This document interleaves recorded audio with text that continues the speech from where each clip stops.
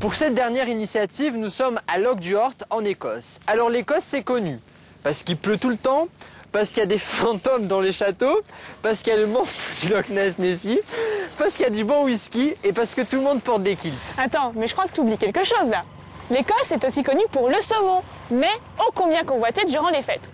Mais aujourd'hui, nous n'allons pas parler de n'importe quel saumon. Nous parlons d'un saumon élevé de manière durable. Vous allez le voir, un sujet qui réconcilie vos papilles avec l'environnement. Dans la ferme de Loch Duart sont produites chaque année 3600 tonnes de saumon. Nous rencontrons Andy Bing, l'un des responsables de la ferme, qui nous explique les différentes étapes de son élevage durable. Hello. Bonjour Guillaume, bonjour Pauline, enchanté. Venez avec moi, nous allons voir la première étape de l'élevage durable de saumon qui va des œufs à des saumons de petite taille, comme ça à peu près.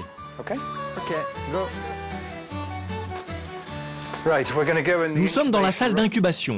À cette époque de l'année, il n'y a rien à voir. Mais si vous venez en janvier ou février, il y a environ 1 million d'œufs. C'est en effet dans cette pièce que tout commence. Les millions d'œufs vont éclore dans des bacs qui reproduisent la température et la luminosité du lit des rivières. Ils aiment être dans le noir. Ils y restent quelques mois. Et après ces quelques mois, les bébés saumons sont transportés dans des cuves extérieures où ils vont poursuivre leur croissance. Un pisciculteur fait attention à ce que ces poissons aient une belle forme, une jolie forme de torpille, de belles écailles et une queue parfaite. Même s'ils paraissent nombreux, on est loin des quantités de l'élevage industriel. Il y a environ 15 000 saumons dans ces cuves. Ça paraît beaucoup, mais en réalité, ils sont très petits, très légers. Il faut savoir que ça ne représente qu'un tiers de la concentration industrielle standard. On l'aura compris, ici, tout est fait pour reproduire le plus fidèlement possible le milieu naturel. Le saumon sauvage grandit dans les rivières. Nous recréons ce système dans des cuves. On prend de l'eau fraîche du loch, en haut de la colline. Elle est acheminée par des canalisations jusqu'à ces cuves et ensuite on l'utilise. Nous filtrons l'eau et la remettons dans la rivière. L'environnement naturel est ainsi recréé. C'est ensuite en pleine mer que les saumons poursuivent leur croissance, dans des parcs naturels délimités par des filets.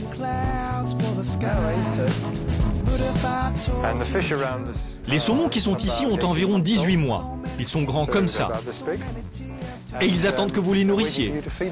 Et la nourriture est évidemment strictement contrôlée. Alors, c'est parti, c'est très technique. Ah bah ça y est, il mange. Nous avons réussi à obtenir de notre fournisseur qu'il nous garantisse que la nourriture pour saumon qu'il nous livre n'a pas été pêchée dans des zones maritimes pillées et surexploitées. Pour diversifier la culture, on élève des oursins au pied des filets, car ils servent de filtre naturel en se nourrissant des déjections de saumon et des restes de nourriture. Nous partons rejoindre la troisième étape de cette pisciculture, où les saumons atteignent enfin leur taille de vente.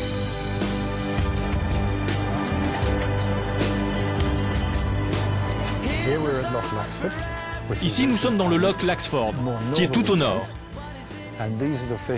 Les saumons ont environ 3 ans et sont bientôt prêts à être commercialisés. Et pour éviter d'appauvrir le milieu naturel, un système de jachère est mis en place dans les parcs aquatiques pour régénérer les fonds marins. Les saumons grandissent ici pendant 2 ans. Ensuite, nous attendons, nous laissons l'endroit sans activité. Puis le vent et les marées nettoient le site de façon naturelle. Quand nous revenons 1 an plus tard, les conditions d'élevage des saumons sont excellentes. On ne doit pas laisser d'empreinte sur l'environnement et on ne doit pas utiliser trop de ressources naturelles non renouvelables. Ce que nous faisons aujourd'hui doit rester possible dans 100 ou même 200 ans. Et on se dit ça à chaque étape de la production, avant de la valider. Eh bien, je sais pas toi, mais tout ça, ça m'a mis en appétit. Moi aussi, Pauline. Après l'effort, le réconfort. Faudrait peut-être penser à le goûter, ce saumon. T'as raison. Garçon, 2 saumons, s'il vous plaît. Cette initiative de Pauline et Guillaume sera-t-elle retenue dans le panorama final ?